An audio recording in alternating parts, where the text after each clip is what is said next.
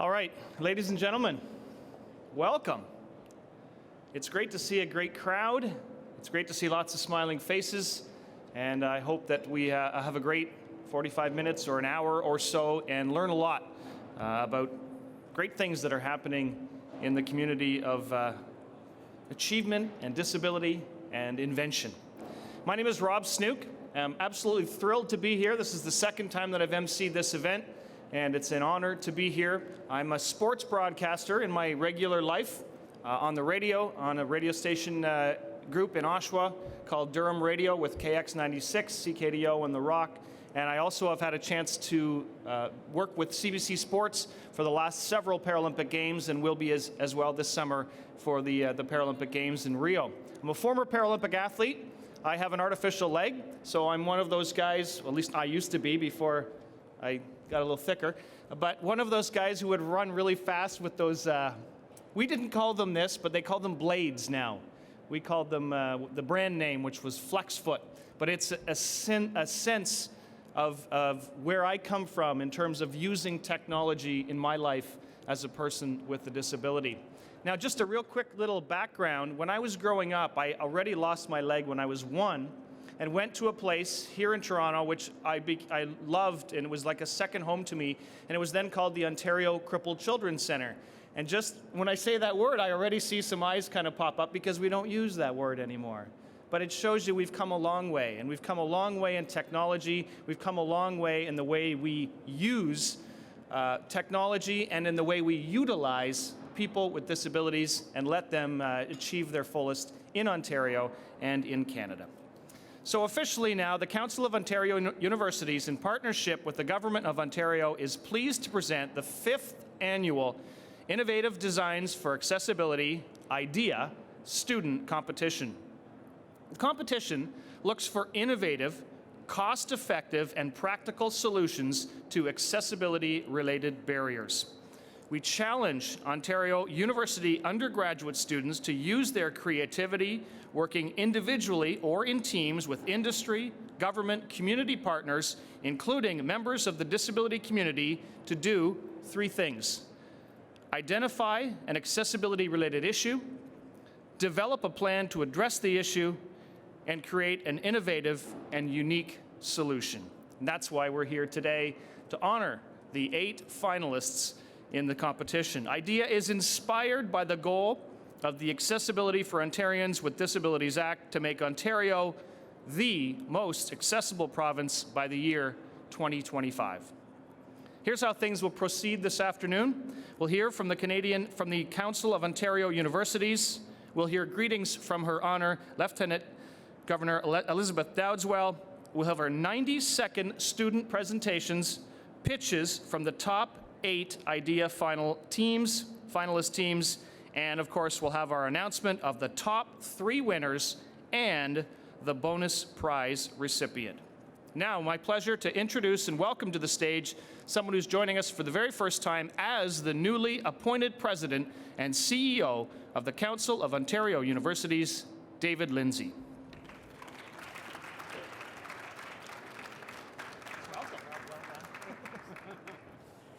Well, thank you very much, Rob, and thank you all for joining us today. It's great to see family and friends and other members of our member universities joining us here for this very special occasion.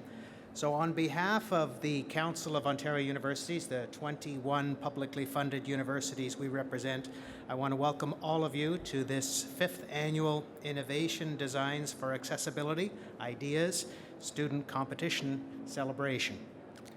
We're very excited to be here and to celebrate the ideas of our students, the finalists for this year's competition. Ontario's universities are all committed to the provincial goal of creating an accessible and inclusive environment for all. And to help turn this goal into a reality, we decided that we wanted to bring the accessibility awareness into our classrooms and challenge the minds of our students and tap their creativity to solve accessibility-related problems, not only for our province, but around the world.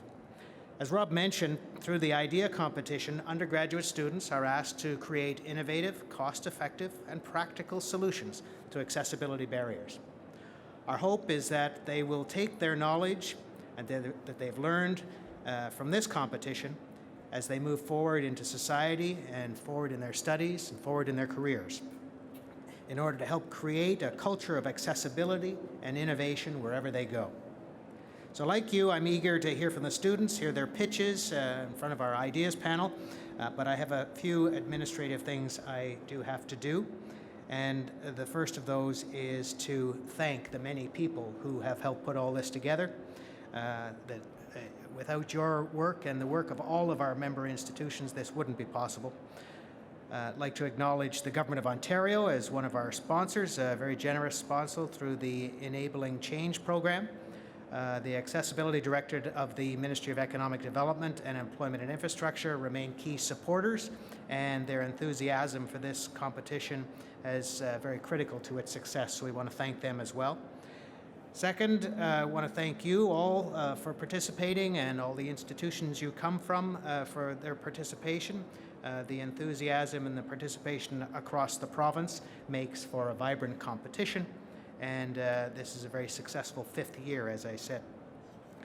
This year we had 20 of our 21 universities participated in the IDea's competition, creating a healthy competition from all corners of the province. It was at our campus visits that we continued to encourage an awareness and an understanding of accessibility, and this culmination today is a clear demonstration of that, is taking root on all of our campuses.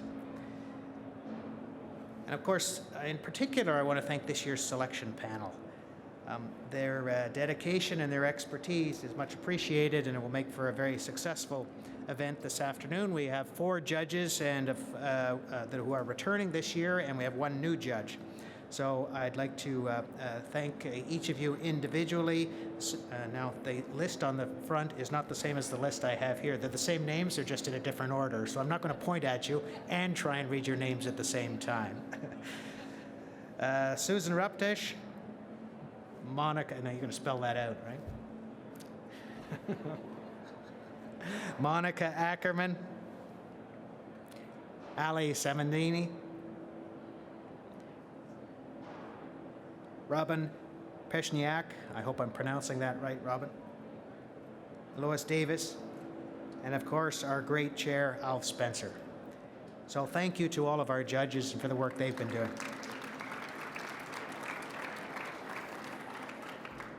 And of course, thanks to the students as well. It wouldn't happen without you, so thanks for your effort. Your participation and your enthusiasm and creativity are what makes this competition work, and what makes it exciting. And every year we're amazed at the continual improvement of the submissions that we receive, so well done. The Ontario Centres of Excellence, their Discovery Conference here today is a host for us, and we appreciate the use of this theatre, so we want to thank them as well. And finally, I have the great pleasure of not only thanking the Lieutenant Governor of Ontario, the Honourable Elizabeth Dowdeswell, for joining us to celebrate the innovative ideas of Ontario and our innovative undergraduates, but it's also my pleasure to formally introduce the Honourable Elizabeth Dowdeswell, who was appointed Ontario's 29th Lieutenant Governor following a very distinguished career. As Lieutenant Governor, the focus of her mandate is Ontario in the world.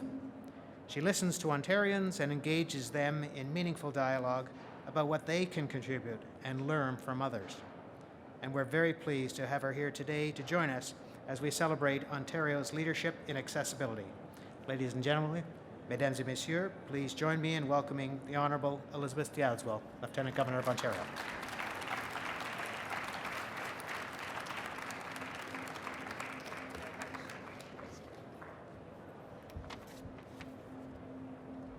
Thank you, David. Ladies and gentlemen, how lucky am I? This is just a wonderful place to be inspired among a group of great minds, creative thinking, a wonderful way to spend an afternoon, and having just had the opportunity to see some of the students and what they're working on, what they've already ground truthed, if you like, is really quite amazing. I get to go all over this province and talk to people about what matters to them, and to showcase what Ontario citizens are doing. And I'm particularly interested when people can actually use innovation to bring economic prosperity, environmental stewardship, and social cohesion all together, because I think that's what really makes a sustainable and just community in the long term. So it always fills my heart with pride, but also delight, particularly when young people are working on those issues at this early stage. So it is indeed wonderful to be here, and I agree with David that although we have 1 in 7, I think it is, Ontarians who now have a disability, as our population ages, and some of us are very attuned to that, it's going to be something like 1 in 5. So accessibility, I think, is more and more on all of our minds, and we do want to strive to that goal of making this province accessible by 2025. I like to think about Ontario in the world as being an opportunity to make this a real hub for thinking and acting about accessibility design. My shorthand is to describe it as design for the real world, and I'm glad that you're all engaged in that. We need new ideas. We need those ideas to be bolstered by diligent research, also keen business sense, and we need the ideas to be communicated by eloquent advocates, such as the ones we're hearing today, or we're about to hear today. And let me just intervene at that stage to say one of the things I've discovered about Ontarians as I've been traveling around this province is that we don't tell stories. We really don't tell each other the wonderful things that are going on in communities of one kind or another. And I've decided to take that on as one of my obligations, to really be the province's self-appointed storyteller, because there is so much that we can bring to bear.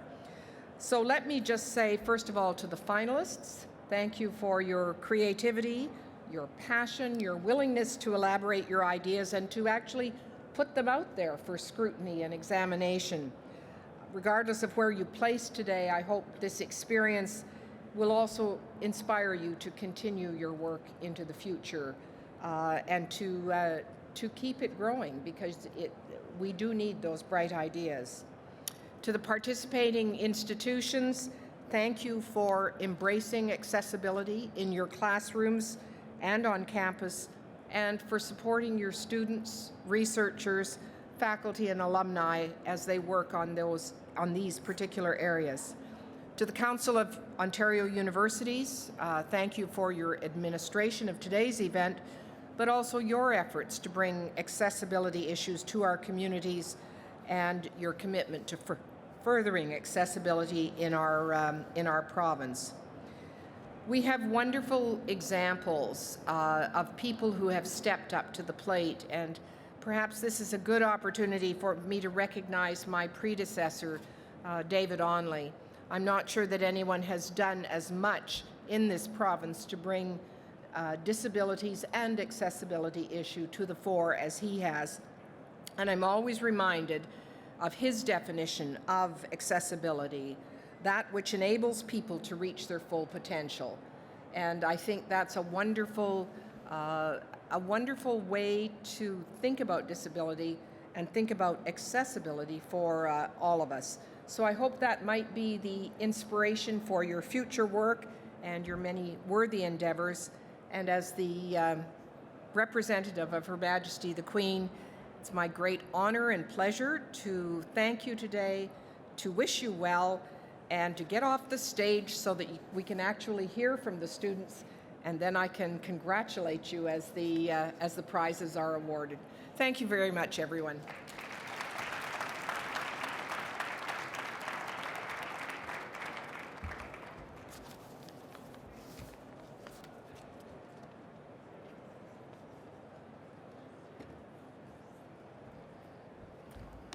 Thank you, Your Honor. Appreciate that very, very much. And you know, before you spoke, David said, helping to create a culture of accessibility wherever they go. And I think he was speaking of the students, but I feel like that our Lieutenant Governor is helping to do the same. And isn't that a great line, helping to create a culture of accessibility wherever they go? And thank you both for sharing. All right, here's how things will proceed now for the next little while. We'll have all of our students come on the stage. We'll hear from one student from each team. It'll be a 90-second pitch to our esteemed judges who look ready. They seem ready. Some are smiling, some are very serious. And then we'll have a slide on the screen that identifies the title of the group, the student, and the names of the project. And then after the pitches, I said athletes. They're athletes. To me, they are. They're competitors. They'll take their seats, the students. So now, without any further ado, if we could ask the students to now take the stage in behind me.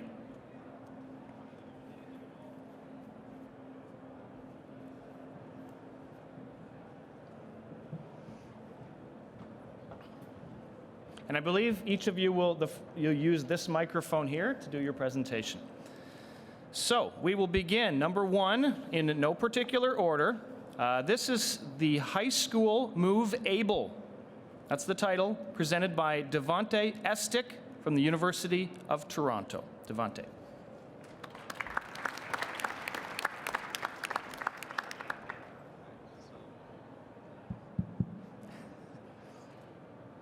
Attitudinal barriers are really present in our communities, and these can really hinder individuals with a disability from participating in physical activity, which can prevent them from getting the benefits such as physical health and social health.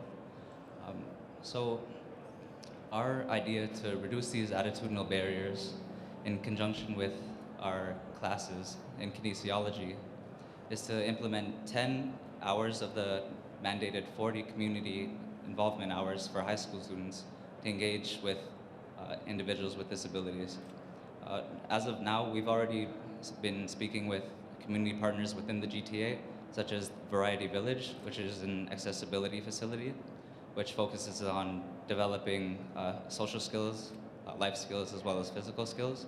And there's actually a school right next to it that's willing to participate as well. So during these 10 hours, what we want students to do is collaborate with individuals with disabilities on adaptive physical activities, and also find innovative ways in which they can adapt these physical activities in order to focus on individual needs and capabilities and promote dignity of choice, independence, and just so both of these populations can kind of realize their capabilities that they actually have. So what we've seen a lot is a focus on the physical aspect of accessibility and the barriers there. But the AODA guidelines aren't just about the physical barriers, they're also about the attitudinal barriers, which we think is extremely important and needs to be focused on now in order to kind of help further develop the future Ontarians and, like we've been talking about, to find a culture of accessibility. Thank you.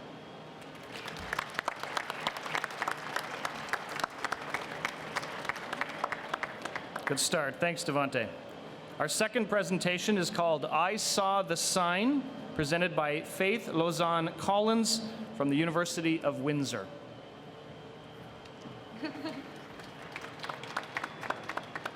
Thank you. So Google Glass has called for innovators to come up with new apps and ideas for their product, and that's what I've come with today. So the product I Saw the Sign will use the means of Google Glasses to scan American Sign Language use, translate it into English, and then show a live closed captioning on the viewfinder display image on the glasses. The company Leap Motion Technology was already coming up with hand posture recognition technology, and that's what we can use for this product or something similar to. The technology is out there. Each region in North America will have their own set of signs because all regions have their own unique jargon and slang, just like Tim Hortons with the double-double. How will these signs be transcribed in the first place? Well, we're going to use the expertise of the deaf community in each of those areas, thus creating a lot more jobs. It's very important to me that ASL users with their first language as ASL be a critical part of this project and its further development and success. So this project and this concept isn't fully developed, but it will generate mass amounts of downloading profit due to the accessibility legislations coming up and the economic convenience of a one-time download. It's going to change the accessibility barriers between customer relations and businesses, changing the way that we interpret the world and each other. Thank you.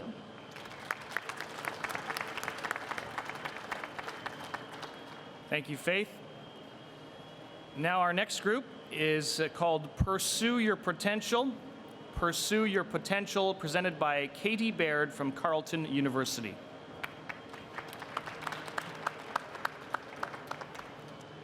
Looking for employment is not an easy task for any student. However, having to think about if you should disclose your different ability, it can sometimes make it an impossible task. The Royal Bank of Canada acknowledges the different set of challenges that individuals with different abilities face when applying for a job. And they have approached our Human Resources group to help them come up with a more inclusive recruitment process that ultimately allows students with different abilities the chance to pursue their potential at RBC. Through our research of surveys and interviews, we have determined that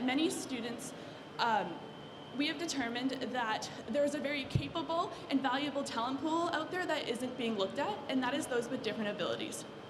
In order to reduce the stigma surrounding individuals with different abilities in the workplace, we propose holding the 3-day Pursue Your Potential recruitment conference, catered specifically towards students with different abilities. The conference will take place at Carleton University and has the potential to attract students from all over Canada. At the conference, students will have several opportunities to demonstrate their leadership, organizational, and teamwork skills to recruiters. The goal of the Pursue Your Potential conference is to allow students the opportunity to get to know recruiters on a face-to-face level and ultimately feel comfortable with disclosing their different abilities to get the support they need so they can ultimately achieve their career goals. RBC can use this recruitment platform as a way to revolutionize the way organizations view employees with different abilities. With that being said, I have one question to leave you with, and that is, are you ready to pursue your potential? Thank you.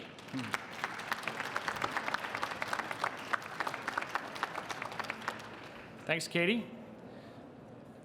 Our next presentation, number 4 on our list, is it's called Lift, presented by Micah Rakoff-Bellman from Carleton University. Mika, I'm sorry. That's okay, my whole life. If you can cook for yourself, you can live independently. Lift makes cooking possible for people with disabilities or reduced strength. Obviously, there are other barriers to independent living, but cooking is a big one. Food is fundamental to human life, not just because we need it to survive. It's a gateway to social inclusion. When someone invites you for dinner, you invite them back. That's the ritual. Imagine you can't do this. Now imagine you can again. Lift gives you that power with comfort, flexibility, and style. I found that what prevented the people I interviewed from cooking wasn't a lack of desire, but the barriers they faced in the kitchen. I experienced this firsthand when I cooked in a wheelchair for a week. The cost of renovating a kitchen to make it accessible is prohibitive to a lot of people. Lift is low cost. It's a height-adjustable work surface that can be raised and lowered at the touch of a button. It has integrated storage for quick access to frequently used items. It's a mobile transfer surface for moving hot and heavy objects safely with minimal physical strain. And it's designed for ease of use with or without a wheelchair. Surprisingly, given what we know about current demographics, there's nothing like this on the market. It's also beautiful. It's not another almond-colored plastic, clinical-looking assistive device. It's something that you can be proud to have in your home. Thank you.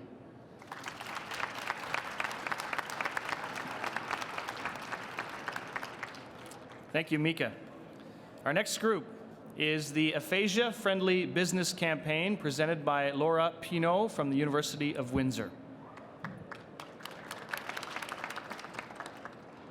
The Aphasia Friendly Business Campaign is a comprehensive workplace intervention program aimed at overcoming communication barriers in the public and private sector so that people with aphasia can gain access to goods and services just like everybody else.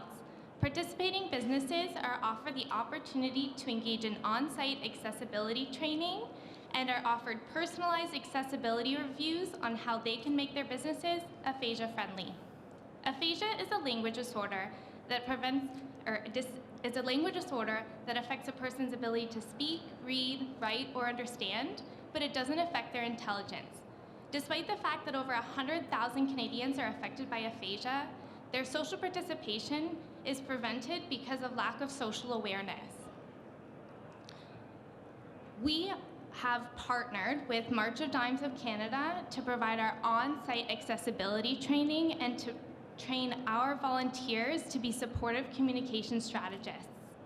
We have engagement from 5 local businesses, including the YMCA, the Windsor Public Library, a law firm that's sponsoring $2,000 for our campaign, the City of Burlington Parks and Recreation, as well as a local restaurant. Disability-friendly policies have positive economic impact, and by providing on-site accessibility education, we are committing to moving forward with Accessible Ontario.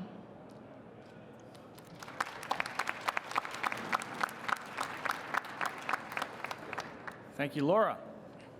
All right, we're moving very quickly now. Our 6th presentation is Google Speech, presented by Kristen Thompson from OCADU. Google Speech is a mobile application designed to assist people with public speaking anxiety when they are practicing for important presentations. Current practice methods are effective for verbal memorization, but fall short when preparing for a speech that is taking place in a more new or more intimidating environment. Using Google Cardboard, Google's low-cost virtual reality device, users would be able to further immerse themselves in that new environment. After taking a 360-degree photo from the actual presentation viewpoint, users would then be able to rehearse the presentation from that viewpoint using the Cardboard viewer. This allows them to become more comfortable with the new presentation perspective while practicing from their own home. Through a series of modules, Google Speech prepares users for a variety of situations, including audience questions, and gives in-presentation feedback about volume and pace. Users can also upload the text for their speech, and when you in the VR mode would be able to glance down to view the text, similar as referencing their notes during the actual presentation. Following each module, further feedback is given on elements such as pace, volume, text reliance, and speed length. Google Speech aims to add educational value to the virtual reality market and enable people with all abilities to become more comfortable with public speaking. Thank you.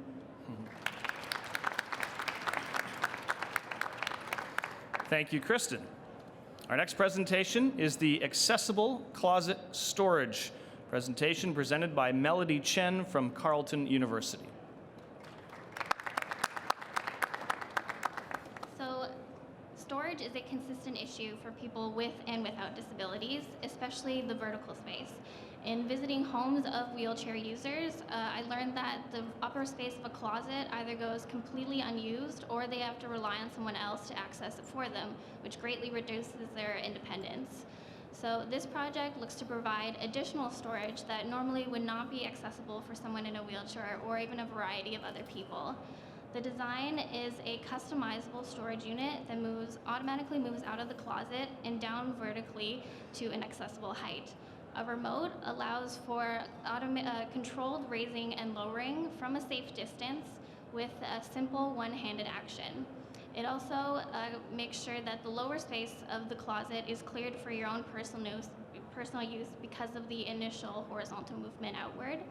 It is made out of a molded felt, which is composed of 2 layers of PET felt pressed with a layer of HDPE.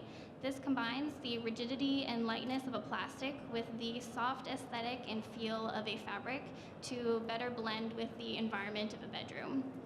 This manufacturing process also allows for molding of the notches so that you can customize your storage options and slot in different shelves or rods for different hanging and folding options.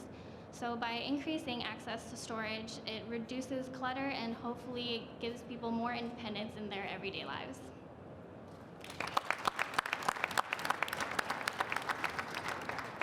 Thank you, Melody. Our final presentation is called UNAV. It will be presented by Motaz Al-Ashab from the University of Waterloo. Hello, everybody. My name is Motaz, and I am a student from the University of Waterloo, and I'm the co-founder of UNAV, and we're designing efficient indoor navigation within the palm of your hands. So whether I'm at work or at school or coming to a large conference like this, I often find myself getting lost within large buildings. And I can only imagine how much harder that would be for somebody with a disability. That's why, to help our society, we've developed an application which is innovative and cost-effective. It provides the user with the most optimal route, most efficient route within the indoors of large, complex buildings. In addition, the application provides you with the nearby common amenities, such as bathrooms, restaurants, and cafes. More importantly, it provides you with nearby common amenities that are accessibility related, such as wheelchair ramps and elevators.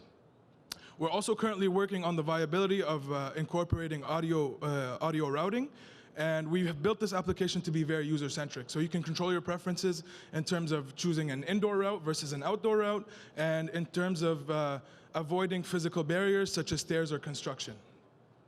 Our target customers here are large institutions such as universities, malls, airports and hospitals, and much more. We've built the product to be very scalable, and the minimum viable product is complete, and we are in talks with our first customer in Waterloo. We will scale this product starting from the Waterloo region onwards to the rest of Ontario, and we hope that you like our idea. And we want to get you there safer and faster. Thank you.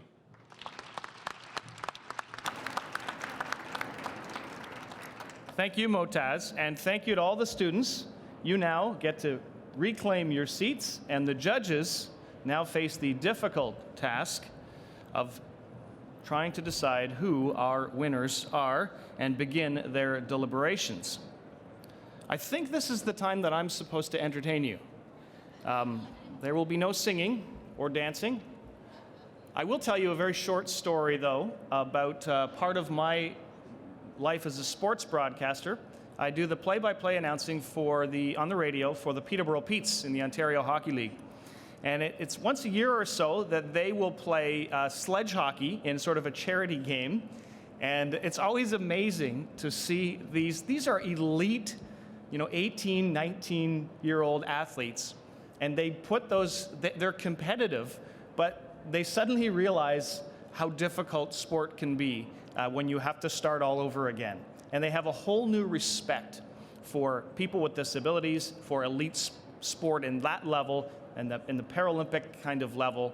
And I think a lot of the students probably, as they were doing their research, have a whole new respect for people with disabilities. And maybe the people with disabilities don't see them as barriers, but as things that they need to work through and deal with in their everyday life.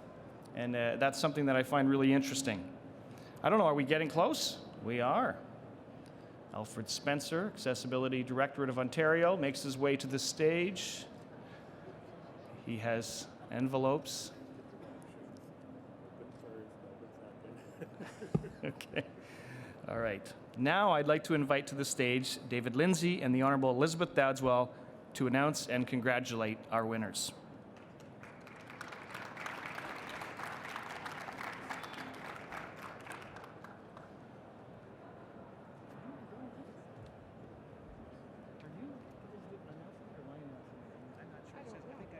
I just get to shake hands. Why don't, have you got them all there? I do. Okay, why don't I get us started? Okay. You don't go too far away. Okay. We're going to wing this. Just make sure you do them in the right order. Yes. Thank you very much, Rob. Didn't you do a great job? Thank you very much. a passionate advocate and a great friend of the Council of Ontario Universities and the IDeA initiative, so thank you. And a special thanks to the students. It is really challenging. The Lieutenant Governor and I were chatting. How can you describe a project you've been working on for so long in just 90 seconds? That's just amazing. So well done to everybody. Terrific presentations. I work with academics, and believe me, making a presentation in 90 seconds is unique. So now the moment we've all been waiting for. We have Alf and his team have done the hard work of selecting. We have a series of envelopes. Look at this. Open first, open second. I think I figured it out, Rob. It says right on it. Open first, open second, open third. So, and open last. So there's a special bonus. I believe that I am to announce the second. I've watched the Academy Awards. So do you want to open this, Rob, or should I? I'll go ahead. Okay, thank you. Your Honor, we will have our first recipient, and I will read it to you. Third place, second runner-up for the 2016 IDeA Students Competition is Accessible Closet Storage. Melody Chen, Carleton University. Congratulations, Melody.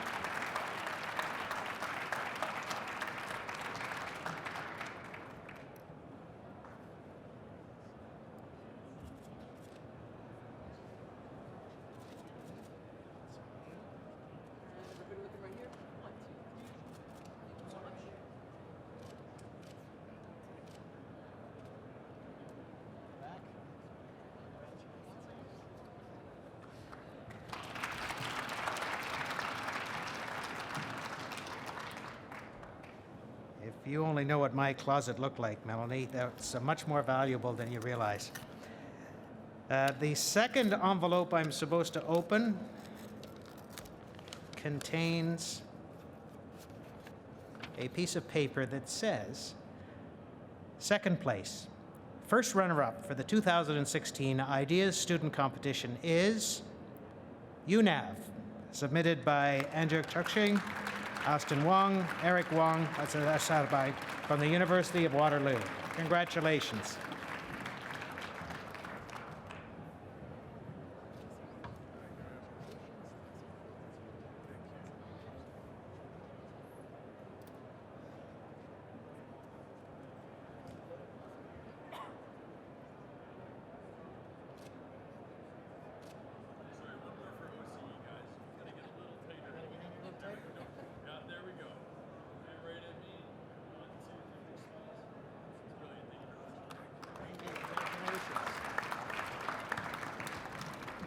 Okay, I think I'm getting the hang of this. The third envelope, you guys did a great job. This is terrific. The envelopes match the plaques. I don't know how that worked. I'm sure there's a magic routine here somewhere. The winner of the 2016 IDeA Student Competition is Lift, by Aika Ranat-Bellman from Carleton University.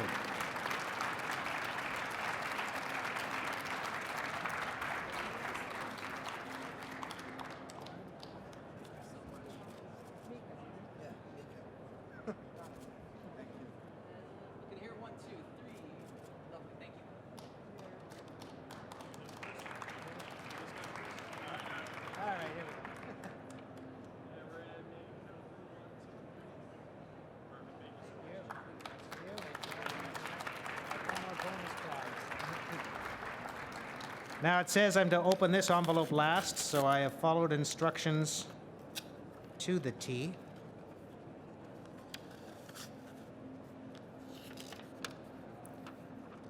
Your Honor, you'll be pleased to know that the bonus prize for the 2016 IDeA Student Competition is UNAV, submitted again by Andrew Chakchi, Astu Wong, Eric Wong, Motaz Al-Ashab from the University of Waterloo.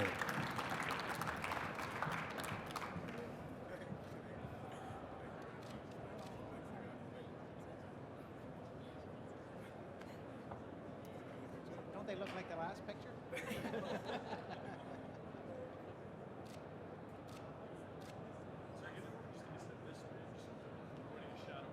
All right, we've done this before.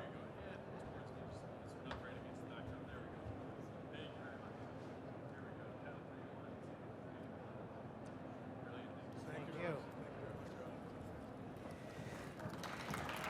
Well, let me once again thank all of the students, and a special thanks to Ontario's Lieutenant Governor for all of your help today, and congratulations to all who participated in the event. Well done. I'll turn it back over to our Master of Ceremonies, Rob. Take care.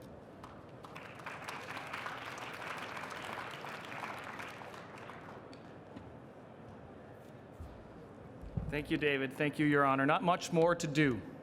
Congratulate our winners. Well done. UNAV, double winner, accessible closet storage, well done. And Lift, Mika, congratulations to your team at Carleton. So 2 groups from Carleton, 1 from the University of Waterloo, and all around Ontario universities, showing us the level of work that's being done, and congratulations. Let's hear it for all of our contestants and all of our winners again.